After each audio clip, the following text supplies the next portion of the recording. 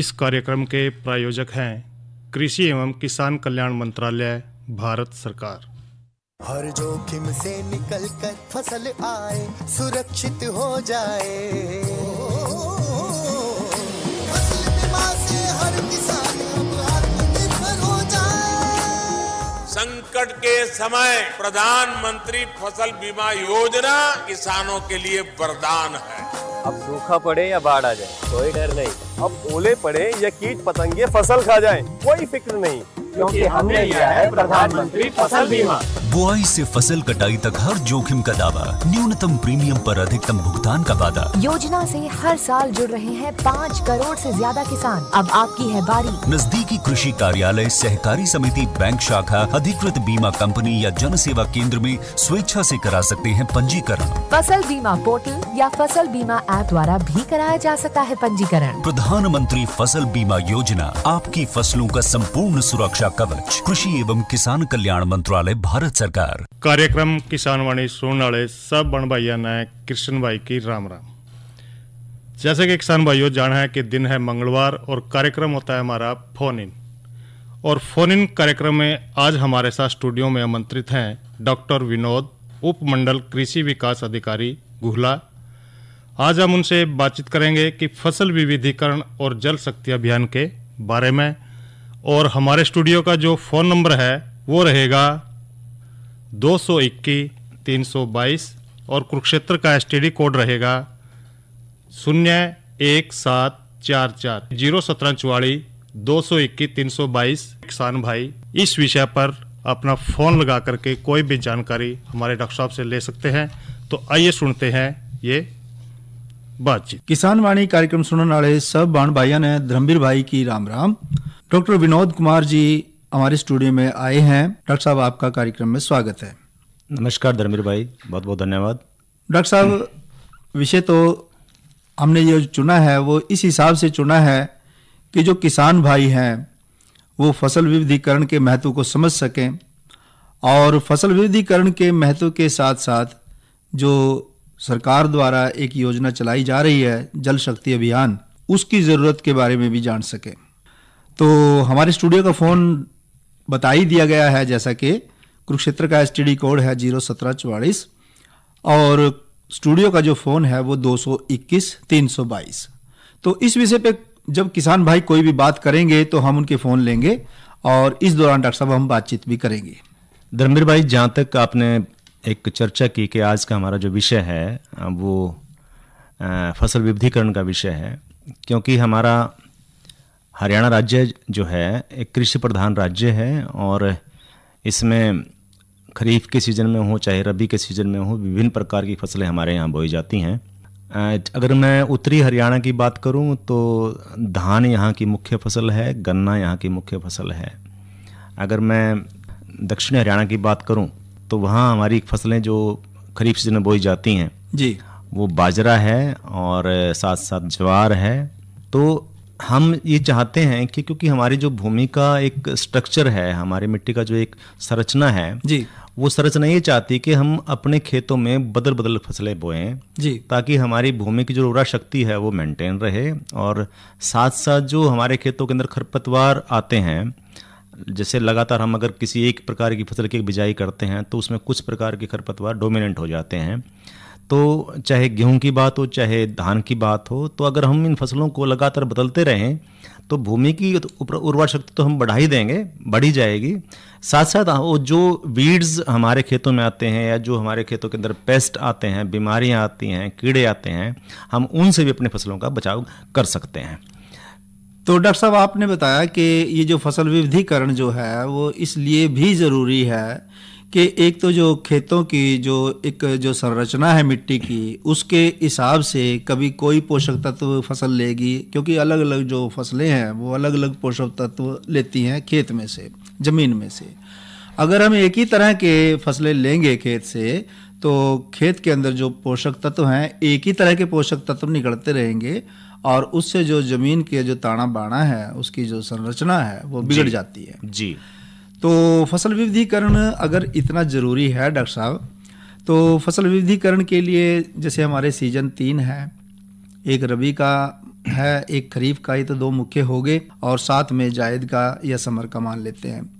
तो हम आपसे अलग अलग चर्चा करना चाहेंगे कि जो किसान भाई आपकी आवाज़ सुन रहे हैं वो ये समझ सकें कि सीजन वाइज किस तरीके से हमने फसल विविधीकरण को अपनाना चाहिए, कौन सी फसल को हम किस तरीके से हम बदलें, तो इसके बारे में जानना चाहेंगे डॉक्टर साहब।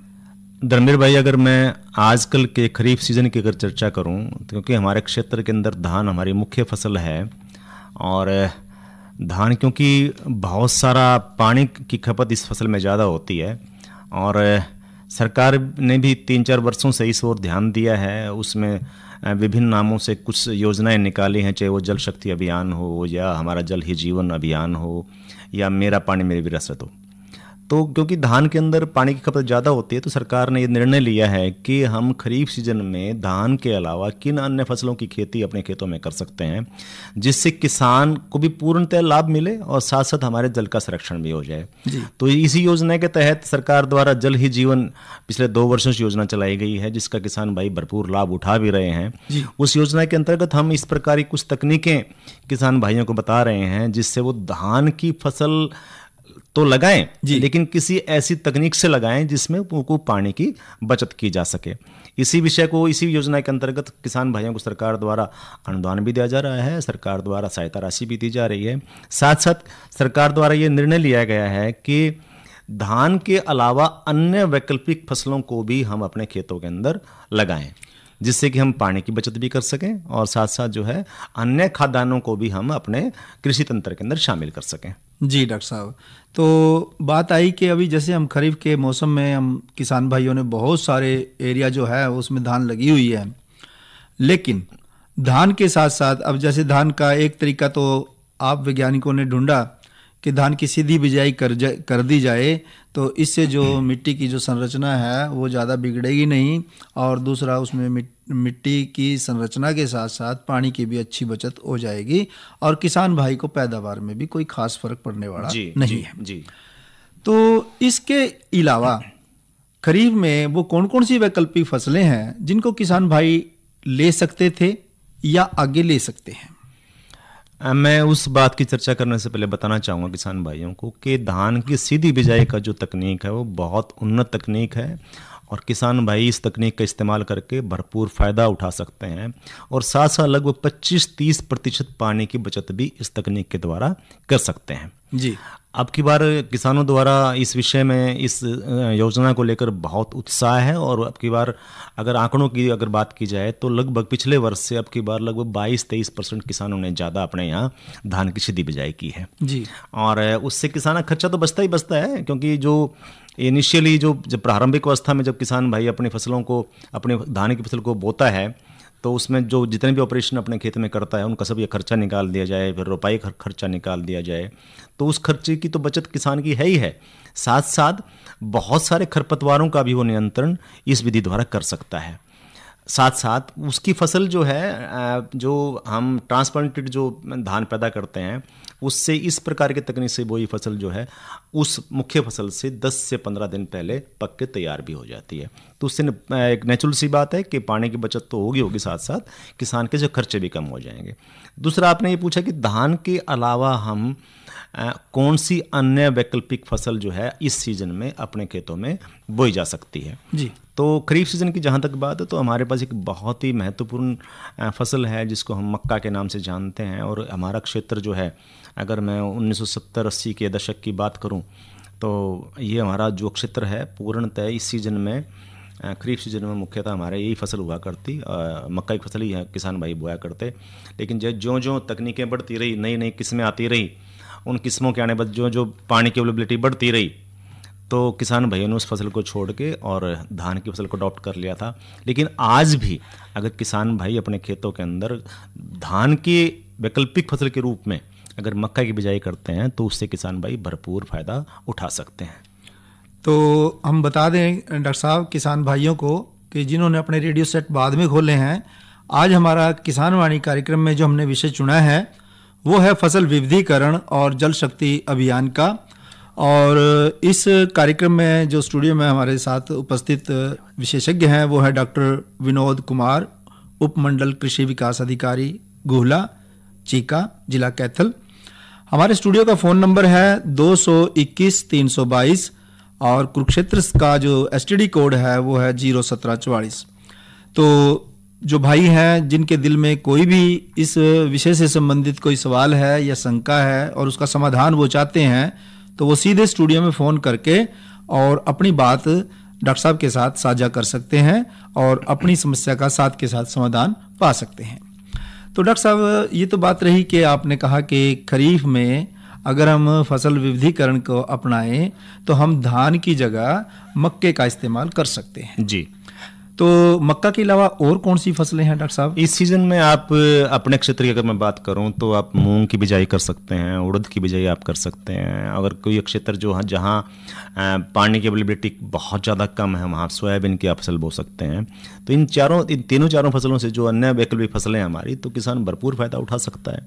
और चूँकि मक्का के विषय में अगर मैं आपको बताना चाहूँ तो मक्का हमारी धान गेहूं के बाद तीसरी मुख्य खाद्यान्न फसल है जी।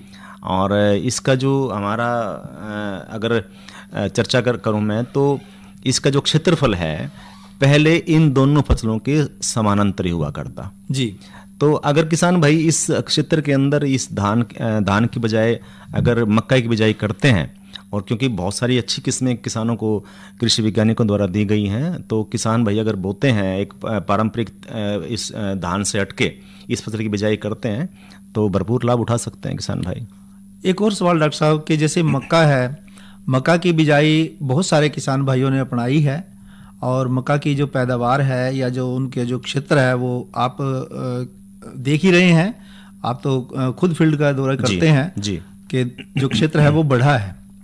पर किसान भाइयों के दिल में एक डर भी रहता है कि हमें दान पूरा मिलेगा कि नहीं। तो इस बारे में भी कोई आपकी योजना है विभाग की? एक फोन ले लेते हैं इससे पहले। हेलो। नमस्कार जी। नमस्कार जी, कौन साहब? बलदेव सिंह जी।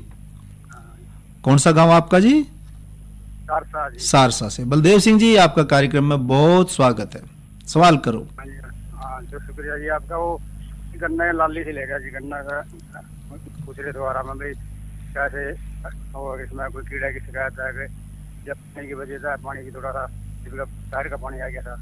गन्ना लाली ले गया, अंदर की तरफ से गन्ना लाल हो गया या बाहर की तरफ से? अंदर की तरफ से जी। डॉक्टर साहब, आजकल का जो ये बारिश का जो सीजन होता है, तो इस सीजन में जितने भी हमारी गन्ने की फसल है सभी गन्नों पर विभिन्न प्रकार के बोरर अटैक करते हैं, चाहे तना छेदक हो, चाहे हमारा टॉप बोरर हो, चाहे गुरदासपुर बोरर हो।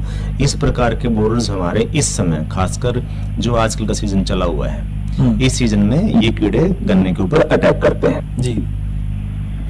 तो इसके लिए मैं किसान भाइयों को बताना चाहूंगा कि किसान भाई अपने निकटतम कोई भी हमारा कृषि विज्ञान केंद्र है या कोई भी कृषि अधिकारी वहां बैठा हुआ है, एक बार उस कृषि अधिकारी की अपने खेतों के अंदर एक बार विजिट करवाएं, उनको एक बार वहां लेके जाएं, उनको दिखाएं या सैंपल उनको दिखाएं और उसके पश्चात जो भी कीटनाशक दवाई आजकल डल सकती है उस कीटनाशक दवाई का इस्तेमाल करें।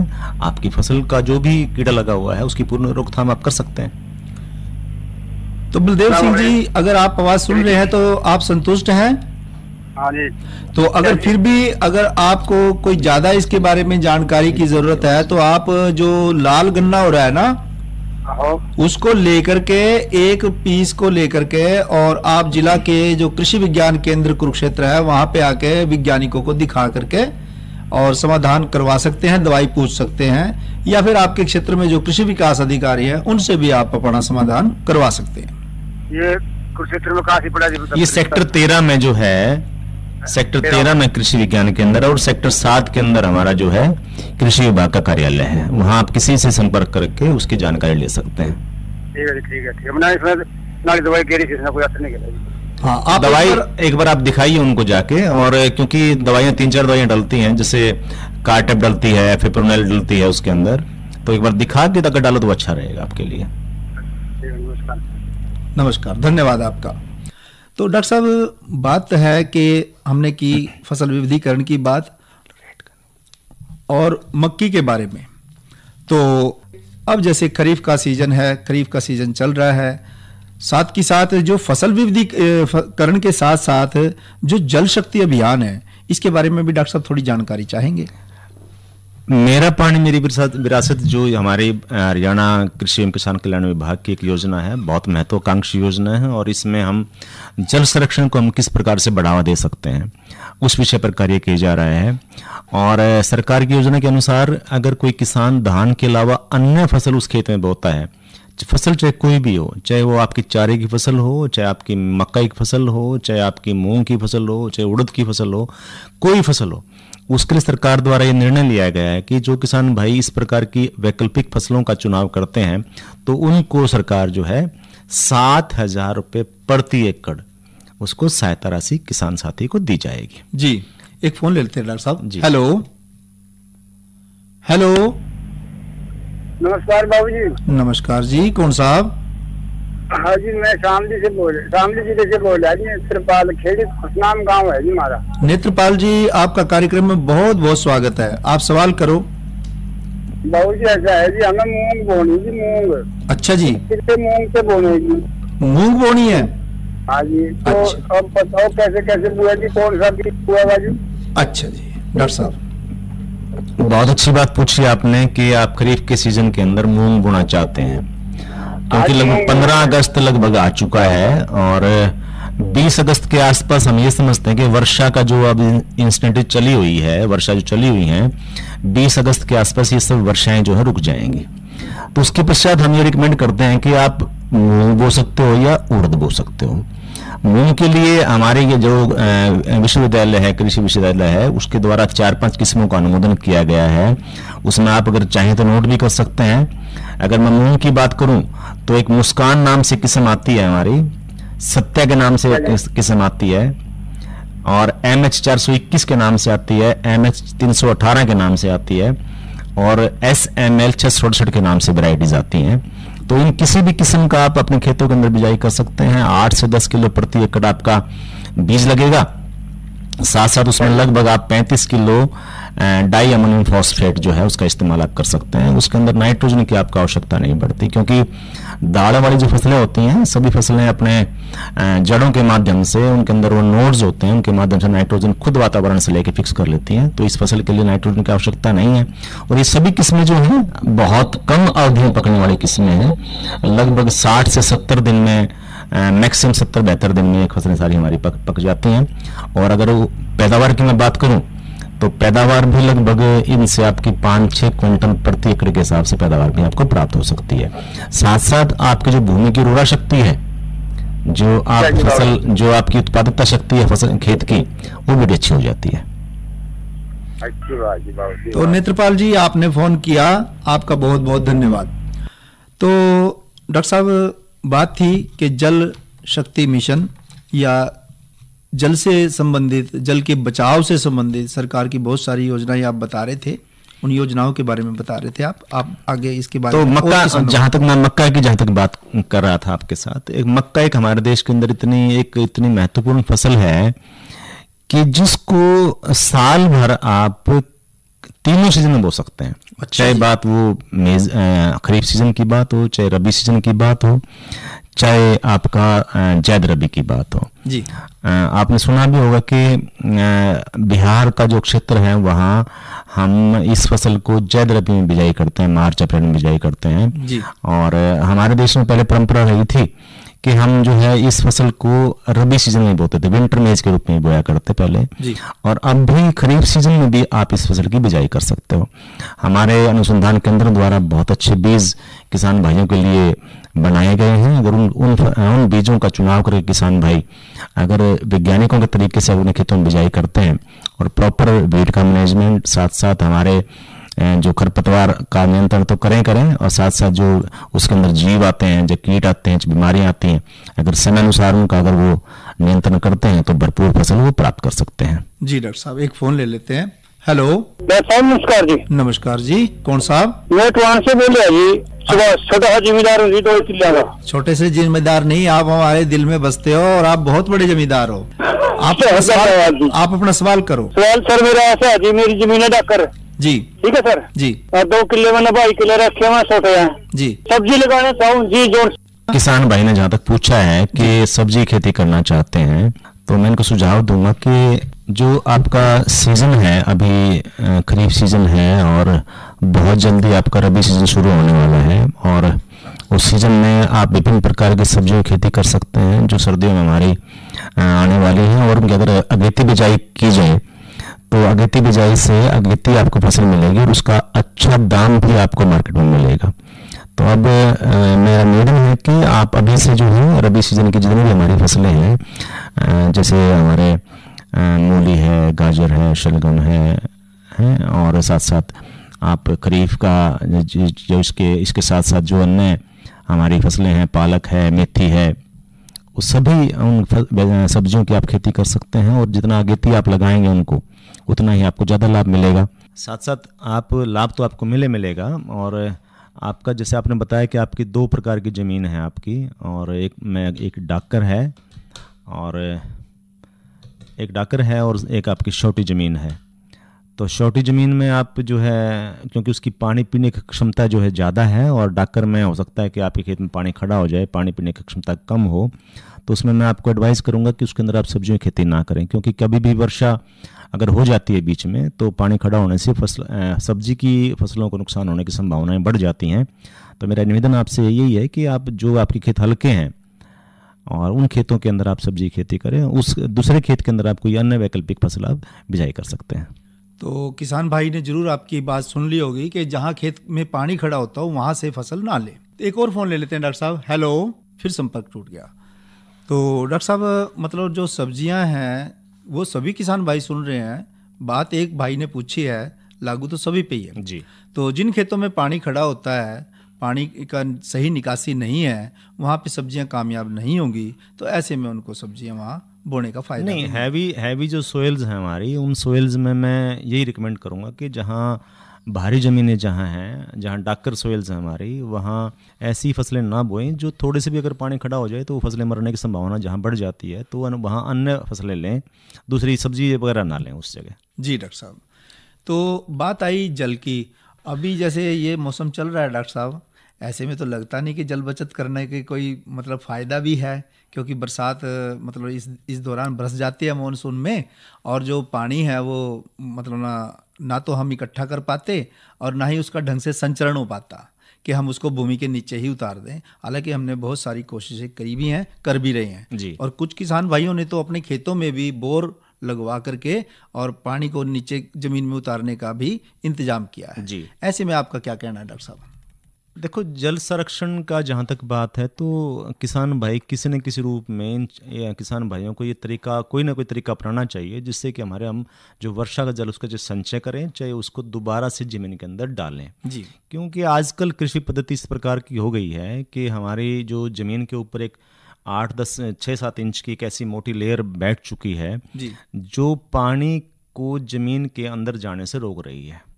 वो जो पहले पानी की फिल्ट्रेशन हुआ करती ज़मीन के अंदर वो नहीं होती, और हम प्राय देखते हैं कि थोड़ी सी वर्षा में ही जो है हमारे किसान भाइयों के खेत जो हैं डोड़ से टप हो जाते हैं। थोड़ी सी वर्षा में जी।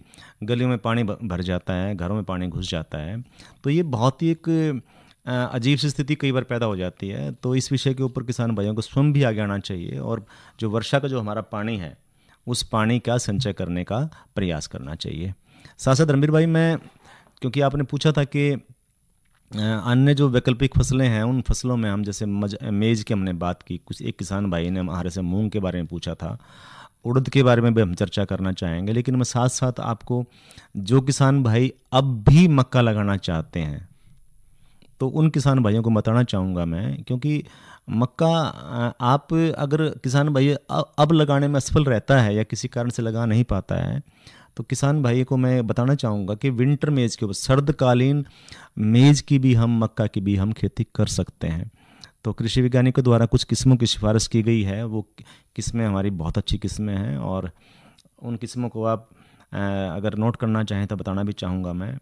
जो पहली किस्म हमारी है वो HHM1 है, HHM2 है, HM4 है, HM5 है, साथ साथ एक HQPM एक हमारे पास बहुत अच्छी किस्म है, HM10 है, HM11 है, और HQPM1 जो है वो बहुत अच्छी किस्म है, HQPM4 है, वो उससे भी अच्छी किस्म है। तो जो भी किस्में मैंने आपको बताई हैं, अगर किसान भाई इन किस्मों का चुनाव करते हैं और इन किस्मों की बिजाई अपने खेतों में करते हैं तो भरपूर फसल ले सकते हैं। इस फसल के अंदर एक बहुत ही मुख्य जो एक कृषि का एक कार्य जो करना होता है वो खरपतवारों का नियंत्रण करना होता है, और साथ साथ इस फसल के अंदर आपको पौधों की संख्या मेंटेन करनी बहुत ज़रूरी होती है। तो डॉक्टर विनोद कुमार जी, फसल विविधीकरण और जल शक्ति अभियान विषय पे आपने बहुत अच्छी जानकारी दी है। इस सब जानकारी से किसान भाई फ़ायदा उठाएंगे ऐसी हमें उम्मीद है। आप स्टूडियो में आए और ये जानकारी दी, इस सब जानकारी के लिए आपका बहुत बहुत धन्यवाद। नमस्कार, धन्यवाद। अरे अरे अरे क्या कर रहा है? इधर इधर इधर हम बोल रहे हैं तेरे बीजू का। पुतला बोल रहा है? हाँ, पक्षियों से तो हम खेत को बचा लेते हैं, पर इन घातक रसायनों से कैसे बचाएं? मतलब? देख बेटा, तू जो ये अंधाधुंध रसायन मिलाता है ना, मिट्टी की सेहत बिगड़ने लगी है, और जब माटी ही कमजोर पड़ जाएगी तो उपज कैसे सेहतमंद होगी? अरे पहले ऐसा नहीं था, पूछना अपने बड़े बुजुर्गों से, कैसे फसल लहलहाती थी, शुद्धता झलकती थी। हाँ, माटी भी तंदुरुस्त और लोग भी। अरे पहली वाली बात कहाँ? पर अब तो सब यही डाले हैं। सब नहीं, आज भी लाखों जागरूक किसान परंपरागत विधि से फसल उगा रहे हैं। खर्चा कम और उपज की कीमत भी बेहतर पा रहे हैं। सच है? रे बेटे, एक्सपीरियंस से बता रहे हैं, धूप में बाल सफेद नहीं किए हैं। हाँ। ठीक है भाई, मैं भी आज से जैविक खेती शुरू करूंगा। माटी से प्रेम की परंपरा है, परंपरागत खेती। इस कार्यक्रम के प्रायोजक थे कृषि एवं किसान कल्याण मंत्रालय, भारत सरकार।